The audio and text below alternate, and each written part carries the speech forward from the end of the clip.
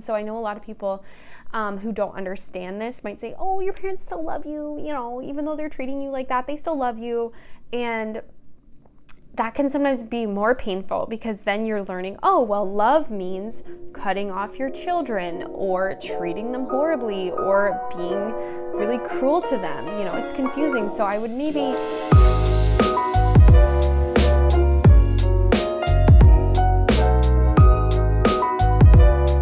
Hello, everybody. Welcome back to my channel. My name is Caitlin, and I run the blog called Mrs. Midwest, and this is a more casual video. You might be able to tell by my hoodie dress and the double buns and the laptop, but we are just hanging out. We're gonna have a casual girl talk, and I have decided to answer 4 of the questions for the Dear Mrs. Midwest advice video. So you guys sent in your questions, your life scenarios, things you wanted advice on, and I just wanted to start with these 4. I picked these ones because I started seeing some repeated questions or problems that you guys were facing, and so I wanted to hopefully help as many people as possible. So I haven't really formulated my specific advice yet for these questions, so you're kind of seeing my first reaction to them. So if I miss anything, if you guys have some good answers or advice for these lovely feminine sisters, please leave your thoughts in the comments below. Give your 2 cents on what our friends can be doing in this situation. You never know who might stumble across your comment and who it might help. So thank you, and let's get started. This first question is from a dear feminine sister who just had her first baby. She said, Dear Mrs. Midwest, I just had my first baby after 2 beautiful years of childless homemaking. I had the same thing. We are sisters in that. She says, we are over the moon, and my husband has been very supportive during my postpartum recovery, but I've been finding it so very difficult to return to any kind of homemaking, cooking, or beauty routine. This is something that a lot of you asked me about. Since you're a new mom of 2 and know the game a bit more, I was wondering what I can do to ease back into my normal life and feel like I'm doing my job as a homemaker properly again. How do you balance having children and managing your home? Love, Anonymous. Here's the deal. She used the word properly. How do you do homemaking properly again after you become a mom? And the short answer is, there is no proper way to homemake in general, but especially when you are a new mom.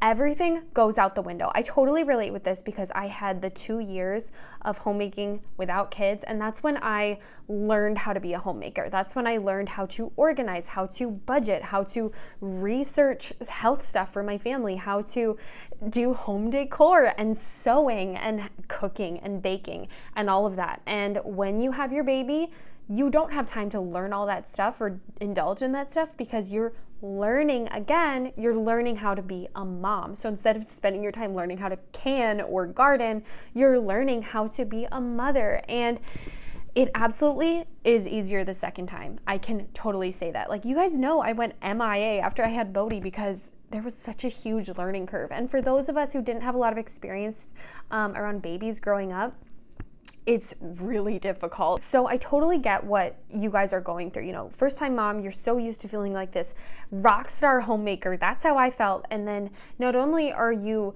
doing a lot of trial and error with your first baby, you're also kind of probably feeling like you're failing at the homemaking because you simply do not have time. And even if you have the time, you probably don't have the energy because you are exhausted from taking care of another baby and the huge learning curve of being a first-time mom. So my advice in your situation is, this is a season.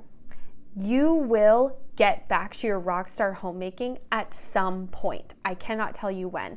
Maybe when your baby starts sleeping through the night, you'll have a little more energy for baking something during the day or getting into gardening again. But also, maybe it won't be till your kid can help you with the gardening or the cleaning where you really feel on top of those things again. I don't know. I can't give you guys a timeline. I still don't even feel like I'm back in my homemaking groove, but it does get easier as time goes on and as you become more well-versed in the rhythms of motherhood. As you become really well-versed in reading your baby or in those night wakings and all of that, it does get easier. So don't be hard on yourself. Seriously, this is a season. even if you had emailed me and you said homemaking is not a priority at all, I feel guilty, I feel like I should be focused on my homemaking, you know, as a first-time mom, my advice would be the same. Don't be hard on yourself. Don't feel guilty. If you even want to put that stuff on the back burner, that's fine. These days, I relate more to the concept of being a housewife than a homemaker, because I'm not sewing, I'm not gardening, I'm not canning things or helping the elderly.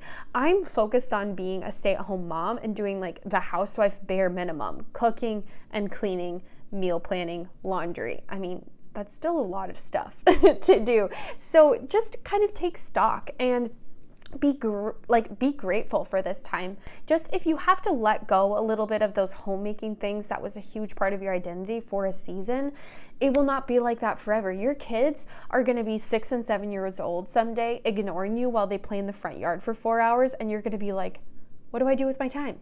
That's when you get back to hardcore homemaking. But just really remember, you are homemaking right now. You're making a home for that sweet little baby. Holding them in your arms and focusing on them, that's their world. You are their home. So you are homemaking for your family, even when you're just taking care of your baby. And I know it's really hard to identity shift, because I experienced that a year ago, and it was really hard for me to not feel like I could just wake up and bake bread for the family, because I had all this other stuff I needed to do. But it's a season. So that's my advice. Don't be hard on yourself. It's a season. And when you feel like making cinnamon rolls again or doing your rockstar homemaking stuff, do it. But be gentle on yourself. Your baby and your husband should be your top priority. All right. The next one. Dear Mrs. Midwest, how wonderful to have you back on YouTube. Wonderful to be back. She says, I'm from South Africa and absolutely adore your channel. Thank you. I love our international sisters. Thank you for sharing a peek of your lovely life with us, hoping and praying good health and joy for your family, and to all of you as well. I was wondering if you could help advise on this. I'm currently 23 years old and hoping to meet my husband and settle down soon. I have a bit of weight to lose before I will feel my best, and I'm actively working on losing it. My question therefore is, do I start meeting and looking around now or when I reach my goal weight? I know it sounds silly, but I feel like if I don't look my best, men won't really look at me, therefore minimizing my chances of meeting someone. Does that make sense? Hope I don't sound too vain. You don't sound vain. Warm regards. Okay, so this is a question I got from a few people. You know, how can I approach the dating scene when I don't feel like I've glowed up yet, when I don't feel like I look my best, et cetera, et cetera, et cetera. You know, a lot of us are on Femininity YouTube because we're in the process of a journey. We're in the process of a glow up. Someone who is like a supermodel and is at the perfect weight she wants to be with the perfect hair and just everything isn't probably watching videos on how to increase that stuff. You know, we are all works in progress. So that's why I picked this question, because I know it applies to a lot of people. So I actually don't think that you need to be at your absolute most beautiful in order to attract your future husband. And I say this from personal experience. Probably the worst I've looked in my life when I had my broken hair phase, when I had gained over 20 pounds in college. I was going through a hard time. That's when I met my husband. And also we met on a study abroad trip, and I was, you know, flying free. I wasn't really wearing a lot of makeup. I had interesting clothes on, to say the least. I really don't think you need to wait, nor should you wait, to look around and to be available. And don't hide yourself away because you think you're not worthy at your current weight or how you currently look. Because also that's something that you don't want to communicate to men. You don't want to communicate to them that you're insecure and that you're hiding away and that you're not worth their time just because you're not at a weight that you deem acceptable. Not only will that attitude attract probably bad men who are not going to treat you well, it's also just not how you need to be living into your feminine self and energy. You know, I do think our bodies are temples. I absolutely think it's good to stay healthy and to work on losing weight.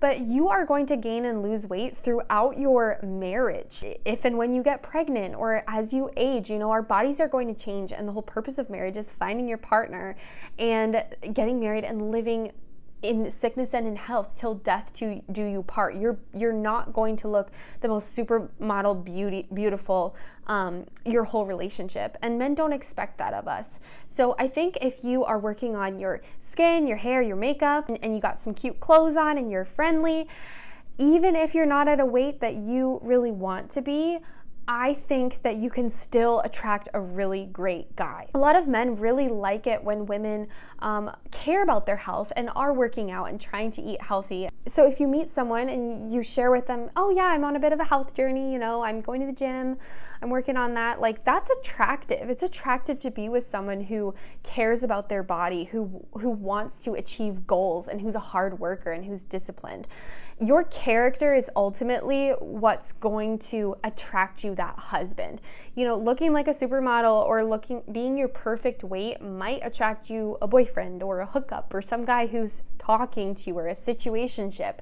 But to attract a husband, he needs to get to know your character. And so really don't worry too much about how you look, your weight getting in the way. I would honestly work on that stuff as you see fit, but work on your confidence. Work on feeling, you know, not prideful and like you're too good for all these men, but view yourself with confidence and feel good about the fact that you're caring about your health, and don't hide yourself away from relationships and dating because you want to look perfect. So to answer your question, don't wait to start looking around for the mere fact of I want to be skinnier before I find a husband or say yes to a date. No, if it's about working on yourself or glowing up and focusing on you for a season of your life before looking around for a relationship, that's okay. And I think that's different. It's good and okay to date while you are how you are now. All right, the next question.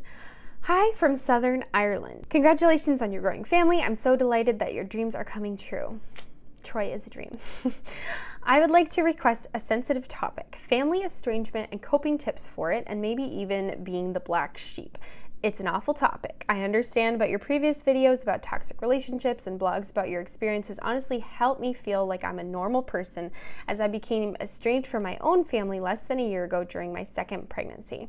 Sorry for such a long email. This was not a long email. And thank you so much for being an inspiration. Makes my day when I see a new video from you. XOXO. This is a sensitive topic, and I've never made a full-on video about it. I've never answered a Q&A question about this, and I've never made an in-detail blog post about this, but you guys are smart, and you have sensed the reality of my family situation. I wasn't going to answer this on a video, but I saw a few emails about this, and I think this, you know, there's some hurting sisters out there in our feminine family, and I have a lot of sympathy and empathy for anyone experiencing family estrangement. It is absolutely something that I relate with. It is something that I have personally experienced, and when I reference in my videos about my glow up, my hair routine, I've referenced this in a lot of videos that I went through a very dark period in my life. It was related to this type of situation, and I think a big reason I've never talked about it is because it's not fully my story to tell. There's other people involved. And also, I just don't want to give, it's such a painful part of my life. Opening that up to the internet is just not in the cards. But I will say I have experience with family estrangement, a personal nuclear family estrangement, and it is difficult. I talk about it with my husband mostly. It is so difficult. And so, you know, your question about coping tips and how to handle being the black sheep, I think you're already in a good frame of mind because you're not asking me how to put your family back together, which, you know, in these situations, anyone who's experienced it, often these things are outside of our control. And the people, you know, are outside of our control. So I will give you my best coping tips. I do have a blog post about being the black sheep. Life gets painful if you are dealing with family estrangement when you have milestones happen. So if you buy a new house, have a new baby, get pregnant, or got a new dog, changed churches, got a new job, those are the times in life where you want to intersect with your nuclear family and share the news, share the love. And I know a lot of you, even if you're not officially estranged from your family, a lot of you have strained relationships, and you can probably relate to this. You want to share the joy with your parents. You want them to be proud of you. And when you're missing that, it can kind of sometimes take away the joy from those milestones. So my first coping tip or piece of advice would be when you're feeling that little tug of sadness, when you're experiencing joy over something in life, don't indulge it, but don't ignore it. So don't deny that you feel sad that you can't share this with your family, but also don't indulge it too much. I have actually found more healing from not ignoring the situation in my life, but not just indulging in it, not really digging deep into those emotions on it like a regular basis and listening to intense sad music and poring over photographs and poring over like letters and stuff. I have found it's better to just acknowledge the presence of that pain, but don't fully indulge it all the time, because the reality is, for many of us, this is going to be a lifelong situation, like a death in the family, except often with estrangement, there's this other level of pain in the sense that someone has chosen to cut you out or abandon you or leave you or whatever. So it's different in the sense, you know, when someone dies in our life, they didn't choose to not be there for us anymore. But with family estrangement, when that person chooses to cut you out, when they choose to not be with you anymore, there's like this other level of rejection. It's not just loss, it's also rejection. And so you're dealing with, it's a very complex feeling and experience to go through. So I would just really recommend, don't indulge the pain, but don't ignore it, because ignoring it, you're just going to bottle up. You're just going to, you know, feel extra pain later on. So what I do is, you know, when it comes to mind, I talk about it. I talk about it with my husband, occasionally my friends, and I seek out people who have gone through similar experiences to relate with me. And that has brought a lot of peace. There are online communities of children, of people who have experienced this, and you can, you know, I have found reading the stories of other people really helpful, just to not feel like I'm alone. Another element of family estrangement is it leaves you feeling so bereft and so alone. So focusing on your community and the family you have now. I always focus on the fact that I am building a new, my family. My family is my husband and my 2 sons, and they are my world. This is my family, and I do have family. And that has really helped me find a lot of joy. And then also just gratitude. I know it's so easy to feel angry or hurt all the time because you feel like something was taken from you if you're experiencing a situation like this. And so the antidote I have found is just gratitude, looking at the things you do have in your life and verbally, and sometimes writing it down as well, just thanking the Lord, or if you're not religious, just being grateful for what you do have, down to the smallest thing, like pets from your dog, you know, sunshine, it's sunny outside right now, my house, my babies, my husband, the flowers my husband got me, this nice computer I am reading this to you on. Like, it's silly stuff, but just being grateful and focusing on finding contentment regardless of how you wish life would have turned out. That's another thing. Try not to fixate too much on how you think life would have been if this situation had never happened to you. Instead, just focus on acceptance, accepting life as it has been given to you and making the most of it. It can be very tempting to go to a very dark place and just stay there for many years and to hate everything and hate yourself and question why, you know, this happened to you. And why, you know, you might feel like your parents don't love you. I know everyone says, oh, mom and dad love you. Blah, blah, blah. Well, there's those of us who, no, that's not the case. Our parents don't. And that's really, really dark. And people don't like to think about that. And so I know a lot of people who don't understand this might say, oh, your parents still love you. You know, even though they're treating you like that, they still love you. And that can sometimes be more painful, because then you're learning, oh, well, love means cutting off your children or treating them horribly or being really cruel to them. You know, it's confusing. So I would maybe just remember that that's not what love looks like. Love is a healthy family. Love is supporting one another and accepting one another. Love is doing life together and celebrating things together. And yeah, it's sometimes disagreeing, but it's picking up the pieces after a disagreement. And it's forgiveness. And love is not cruelty. And I just really encourage you to, those healthy relationships you do have with your children, your husband, your friends, indulge in those and remind yourself that you are loved, and that's what love looks like. I could obviously talk about this for hours and hours, so I would just really say those pieces of advice. It's a pain that never goes away, like a loss, like a death or something like that. That pain will always be with you. So it's learning how to live with that pain in a healthy way that doesn't cause you to drink excessively or binge eat or do like harmful things to yourself or your family.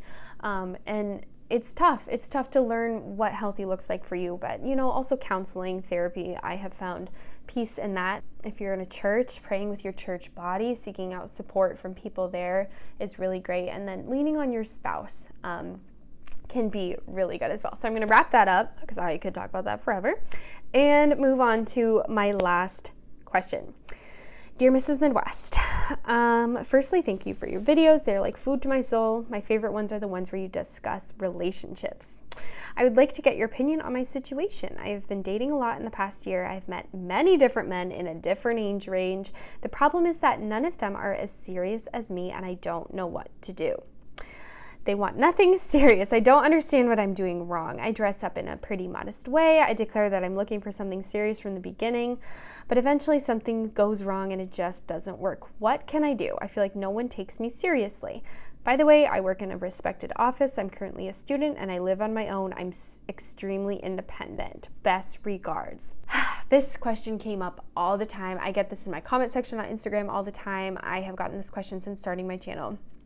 And if anything, I think it's gotten worse over the last couple of years because I think that the dating market has gotten worse. I think that the dating world has gotten worse. And I think there's a bunch of reasons. Honestly, I think we're seeing the outcome of many years of hookup culture and how that affects this general psyche of young people. I just want to extend my sympathies to anyone currently experiencing this. I have dear friends who are the best women. They're fit, they're beautiful, they have wonderful hearts and souls, and they cannot find a lifelong partner to save their life. Like, it is bleak. And sometimes I just feel so grateful that I'm not currently in the dating market. I'm so grateful that I did meet my husband when I did because it's rough out there. But I also have seen a lot of complaints from men online that they're experiencing the same thing, just people who don't want to be serious.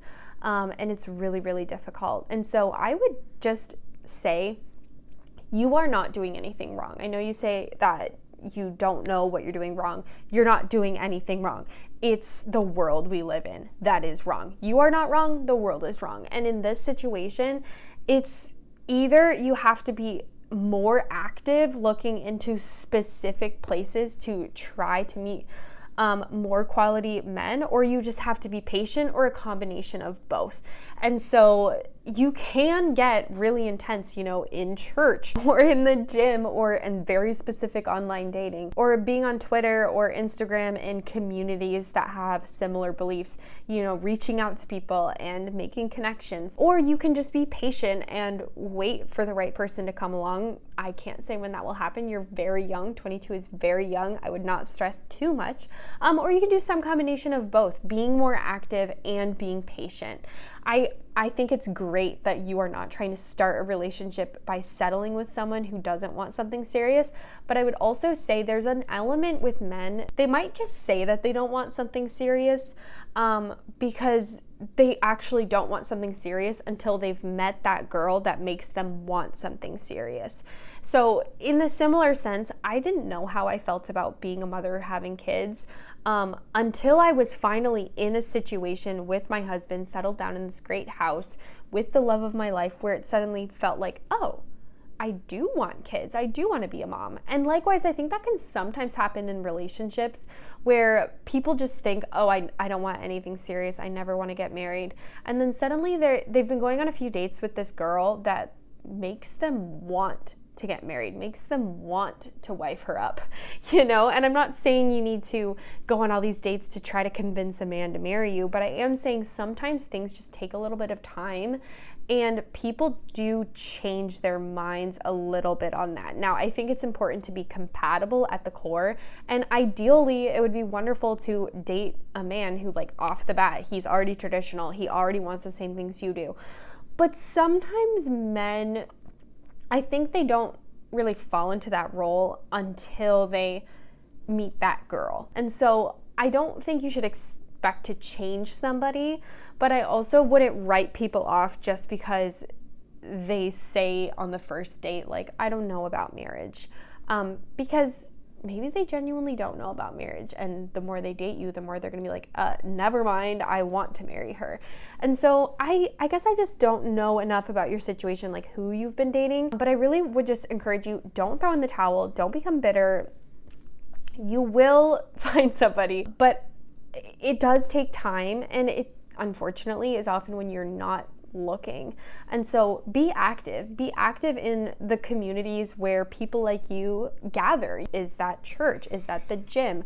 Is that, you know, some sort of extended education program, or maybe people at your work? I'm not quite sure. Make those social connections. You never know who has a cousin, a brother-in-law, you know, who you might be super compatible with. So also just having a wide social network is great. Not an online social network, although that can sometimes work out, but an in-person social network with people that can set you up with different people, that's great. But then also just being patient, like you already are, not forcing a relationship with someone you're incompatible with. It's tough, because I don't think we can totally write off a man just because he's like, oh, I don't know about if I want to get married, because that might change if he meets that woman who's right for him, right? I mean, my advice on this is kind of like contradictory a little bit, because I feel like it just depends on the guy, because some guys, yeah, they just think they don't want marriage, and then